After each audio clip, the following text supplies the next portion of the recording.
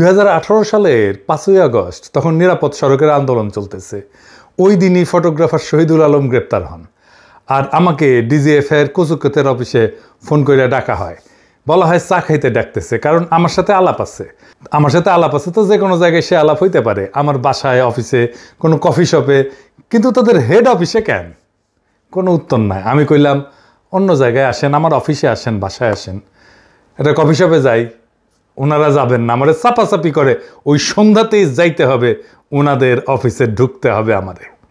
তখন আমি অধিকারের সাথে কাজ করি, গুম নিয়া, টর্চার নিয়া, ওই আপনার ভাই শহীদুল আলম ওনাদের সাথে গুমের ডকুমেন্টেশন করি। এইভাবে ফোন কইরা ডিজিএফআই ডাকে, আকরামুলকে এইভাবে ডাকছিল। আমি লুকায় পড়ি। পরদিন ডিজিএফআই আমার বাসা অফিস রেড করে, আমার বাসার সামনে পাহারা বসায় 24 ঘন্টা।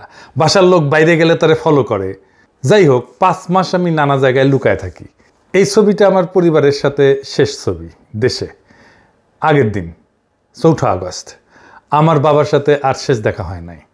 ওই ছবি তোলার পরে আমার নানার টুপি পড়া মৌলানা বেশে ছবি, দাড়িওয়ালা ছবি দেখেছেন না আপনারা অনেকে? ওই সব সেই টাইমের ছবি।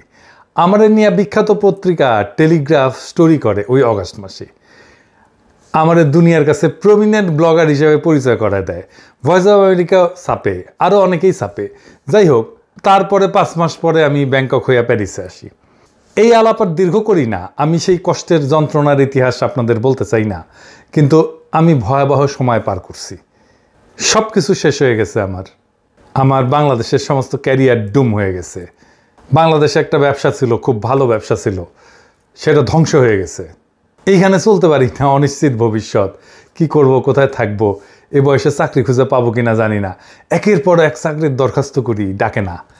ফার্নিচারের দোকান আছে না, এই খেয়া, আপনারা চেনেন, সেখানে ফর্কলিফট অপারেটরের চাকরিতে অ্যাপ্লাই করেছিলাম, সেখানেও নেয় নাই। বলছে এই চাকরি তুমি করবা না। কত রকম মানুষ কতভাবে সেই চরম ভালনারেবল টাইমে আমারে প্রতারণা করছে, তার হিসাব নাই।